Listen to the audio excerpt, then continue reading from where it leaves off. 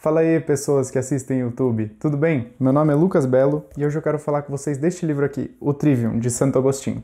Como de costume, só para falar um pouco da edição física, ela é uma edição muito bonita, eu achei essa capa aqui lindíssima e ela tem uma diagramação muito boa, as folhas são amareladas, é tudo certinho, tudo o que você espera de um livro bonitinho e bem feito.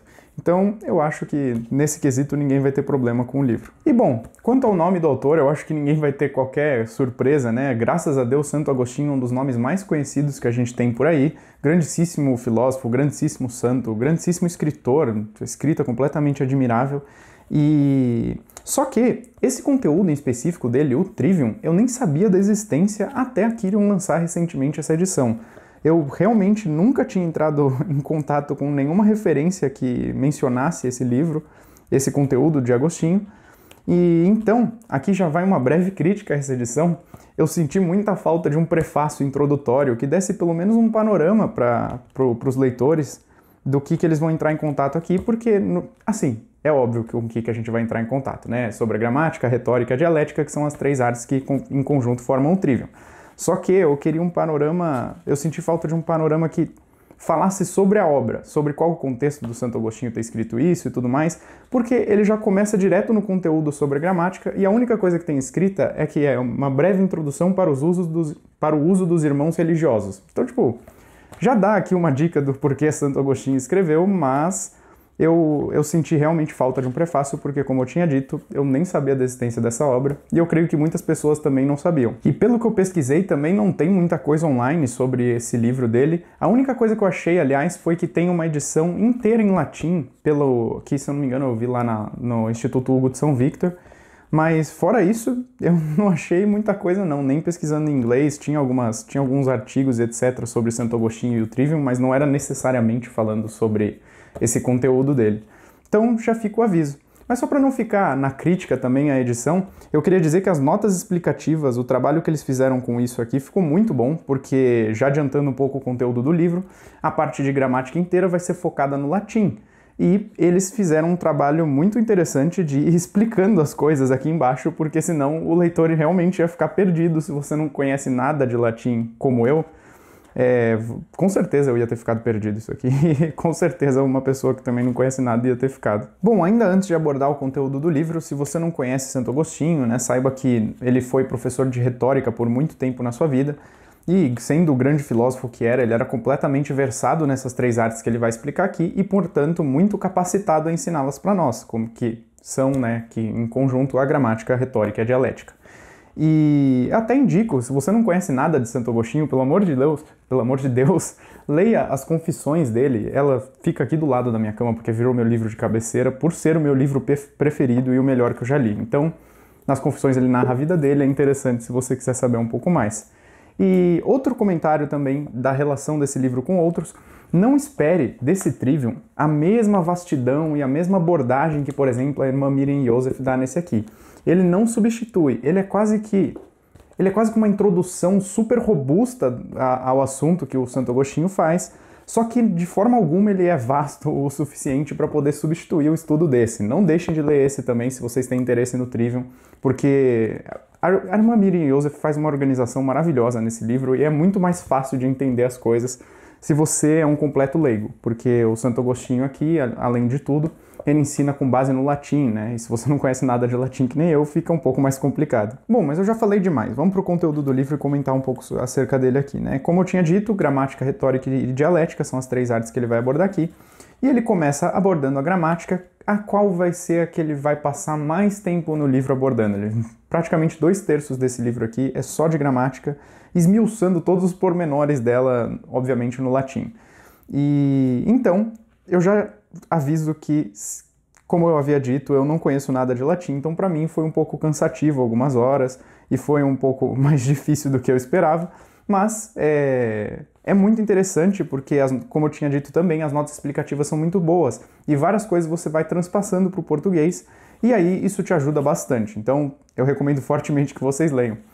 Para já dar um início aqui, eu vou ler a partezinha, é bem esse iniciozinho aqui da parte de gramática, porque eu acho que vai ficar mais claro o que ele vai fazer, que é bem interessante. Ele diz o seguinte: a pureza no emprego do latim consiste na observação de se falar corretamente de acordo com a língua romana, Isso por 3 modos, isto é, pela razão, pela autoridade e pelo costume. Pela razão segundo a técnica, pela autoridade segundo os escritos daqueles cuja autoridade é reconhecida, e pelo costume segundo aquilo que é agradável e bem aceito no uso da fala.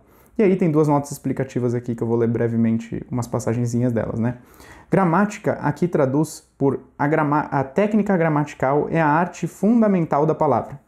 E aí outra nota, vale ressaltar que para os antigos a gramática serve antes à fala, a escrita correta é uma consequência desta. Ou seja, bem claro, né? A gramática é a arte fundamental da palavra, enquanto o latim aqui, né, serve à fala, e também a pureza de seu emprego se dá pela razão, pela autoridade e pelo costume. E aí, meu amigo, depois disso aqui, você vai ter que pegar um papel e uma caneta com certeza, porque se você for que nem eu, não dá para estudar isso aqui sem fazer um fichamento ou pelo menos umas anotações, porque depois disso ele já vai começar a passar aqui para explicar as partes do discurso, né, que são 8, nome, pronome, verbo, advérbio, particípio, conjunção, preposição, interjeição, e aí cada uma dessas partes ele vai explicar, e cada uma dessas partes tem outras partes, e aí se você for muito organizado com a sua memória e tal, talvez você consiga, mas eu recomendo fazer um fichamento. Porque, por exemplo, eu peguei meu fichamento aqui, né, eu tinha falado de nome. O próprio nome já possui diversas propriedades, então ele pode ser, ele tem qualidade, gênero, número, comparação, forma, caso. E aí, por exemplo, o caso também possui diversas características, ele pode ser diferentes casos, né? Pode ser nominativo, genitivo, dativo, acusativo, vocativo, ablativo. Então, eu não sei você, mas eu sou completamente incapaz de estudar isso se eu não fizer um estilo de fichamento, deixa eu ver como que aparece aí, que tenha uma divisão clara, um certo tipo de organização que deixe mais claro na minha mente, para minha memória poder capturar essas coisas mesmo. E bom, obviamente que eu não vou explicar tudo isso aqui, seria meio impossível, então não deixe de ler o livro. Mas vamos à retórica agora para eu falar um pouquinho dela. Eu vou ler alguns trechos aqui e depois eu explico. Ele abre, na verdade, a retórica com esse texto, né? Ele diz o seguinte: o ofício do orador é, antes de tudo, compreender a própria questão, se é genérica ou particular, simples ou composta, absoluta ou comparativa. Depois, deve encontrar nela os lugares adequados para a subdivisão e adaptar a eles as ideias morais ou naturais. Em seguida, deve fazer um juízo sobre o que foi encontrado, ou seja, repudiar as ideias menos adequadas que lhe ocorreram, e então dar a ordem certa ao que foi examinado pelo juízo. O retórico deverá dispor a explicação das coisas com ordenação. Essa disposição consiste em 2 partes, segundo a qualidade de sua estrutura e a quantidade das palavras. A memória também é de primeira necessidade ao orador. E aí, eu acho, ele explica tudo isso, e eu acho que isso fica bastante claro até numa nota explicativa depois que o pessoal daqui, que eu tomei a liberdade de botar num fichamento com uma organização um pouquinho melhor visualmente, que eu vou ler aqui para vocês, no qual a nota vai explicar que Santo Agostinho está seguindo aqui uma linha que divide a retórica em 5 partes, as quais são a invenção, que é encontrar e conceber argumentos, a disposição, que é ordená-los, a elocução, que é a escolha das palavras, a memória, que é a memorização da estrutura do discurso e talvez das próprias palavras mesmo, se você conseguir, e a exposição, que é a adequação da voz e dos gestos no ato de discursar. Ou seja, bem direto e tranquilo de entender, né? Acho que nem tem muito comentário para fazer sobre isso, porque fica bastante claro segundo essa divisão. E aí, outra coisa que é interessante de se pontuar é que o Agostinho vai falar aqui sobre a finalidade da retórica, que segundo ele, o fim do orador é justamente persuadir. E por que isso é importante? Porque também, segundo ele, como ele diz aqui, em todas as coisas o fim é aquilo a que todas elas se ordenam, a causa da qual advém tudo mais. Ou seja, quase como, pensa na seguinte coisa, um carro, né? Um carro, qual que é a finalidade dele? É ele te transportar de um lugar ao outro de maneira conveniente e confortável. Digamos que essa seja uma boa definição de qual a finalidade do carro. Logo, tudo naquele carro será disposto de maneira a cumprir essa finalidade. Então todas as peças, o banco ele vai estar disposto de certa maneira para que você fique confortável nele, o motor, tudo vai estar organizado tendo em vista essa finalidade. O mesmo ocorre com a retórica. Se o fim do orador é persuadir, todos os elementos da retórica vão estar mirando nesse fim. Só que aí, isso é importante, o Agostinho deixa bem claro que, na verdade, isso só vale para as questões civis, que, por exemplo, questão de médico ou de alguma outra profissão, isso não vale. E as questões civis estão ligadas com a esfera civil, que está conectado com aquela noção de política dos gregos, que nem ele diz aqui. E aí, o que são as questões civis, né? Ele vai dar uma breve explicação aqui, que é bem interessante, que eu vou ler para vocês. Ele diz o seguinte: são, porém, questões civis aquelas cuja observação pode ocorrer na concepção comum da mente. São desse tipo de questões todas aquelas das quais sentimos vergonha de não saber. Se alguém perguntar sobre quanto pesa alguma coisa, não é vergonhoso se parecer que não sabes. Mas quando se pergunta se algo é justo ou injusto, honesto ou desonesto, louvável ou repreensível, merecedor de prêmio ou punição, útil ou inútil e outras coisas do gênero, se as houver, ninguém deixa de se vergonhar, mesmo que esteja além de qualquer arte ou ciência, se parece ignorá-las. Muito interessante essa maneira de explicar, né? Que são as questões nas quais nós nos envergonhamos de não saber. Eu achei tão legal isso.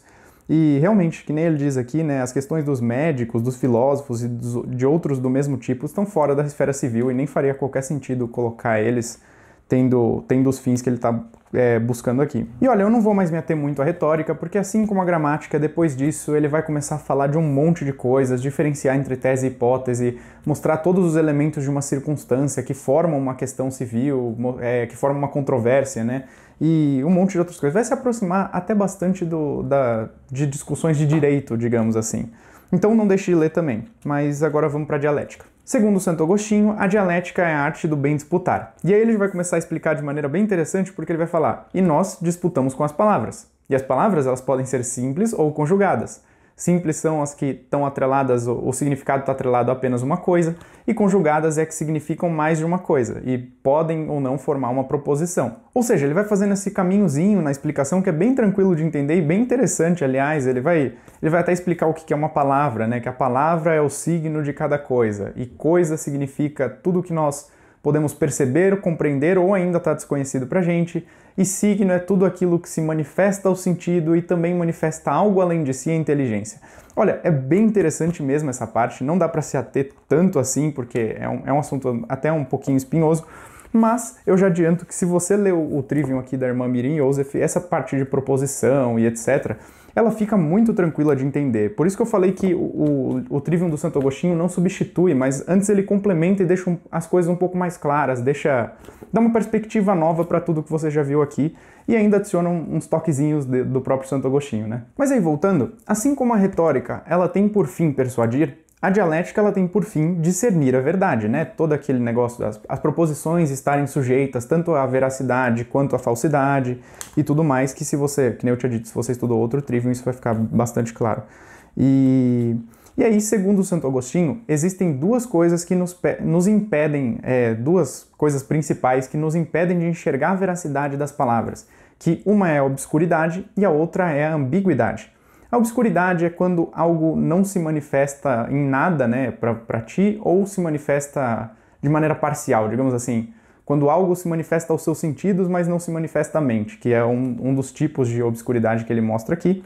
E ambiguidade é quando aquilo que está sendo manifestado lá na palavra ou na proposição, ela tem muitas possibilidades e não tem um preferencial. Vou tentar dar um exemplo de cada uma aqui só para não ficar tão confuso. Imagine o seguinte, você vê a foto de uma fruta que você nunca tinha visto na sua vida, nunca tinha escutado sobre ela, nunca tinha entrado em contato com nada.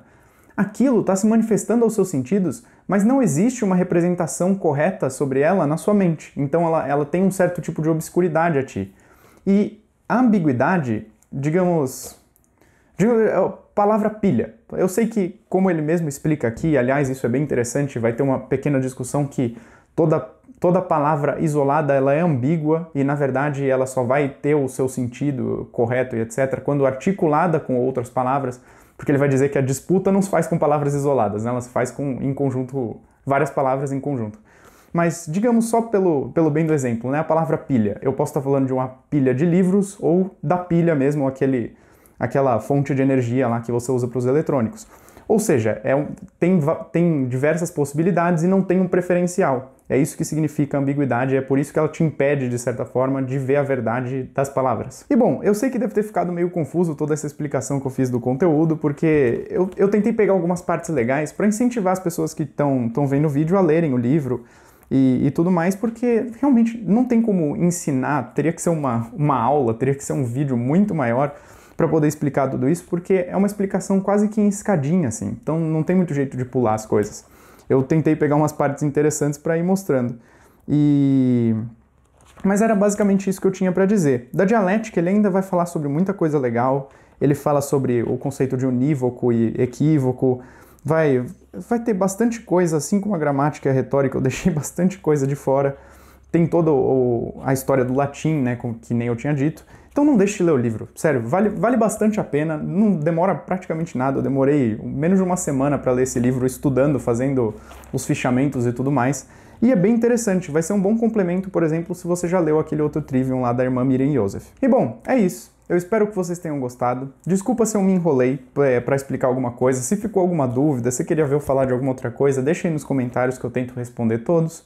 Se você gostou desse vídeo, se inscreve no canal, que eu vou trazer mais vídeos de livros como esse, livros de filosofia, livros do C.S. Lewis, de literatura e tudo mais. E é isso. Obrigado por quem assistiu até aqui e até a próxima. Valeu!